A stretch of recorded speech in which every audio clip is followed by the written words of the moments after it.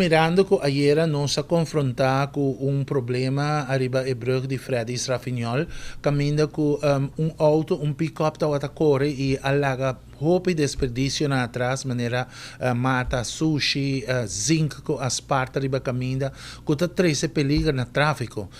Maneira que você não sabe que essa aqui não tá permite, caminda que o mester usa lona, net of tela para tapa essa aqui. Nós decidimos que nós está flyers, caminho que nós vai repartir essa aqui para cada gente que está assim e transporte aqui que nós topa com nós por donar flyers aqui também para não por realizar tudo o qual que está regra Mirando que essa aqui está tomando lugar hope atualmente na rua tanto riba de Sabra e também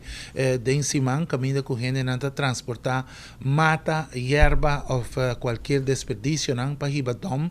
e assim na kinana nanta vai que sa kinana nanta maranang com kabuya não está permitir kabuya está permitir solamente para tapele com lona ou com net ou com paia assim está passina e sociedade aqui não cai riba caminda nós temos trata de manter nos meio ambiente mais limpo que possível e também principalmente nos carreteras na Jeruba para sobre a hora que você sai com desperdício aqui você bisa que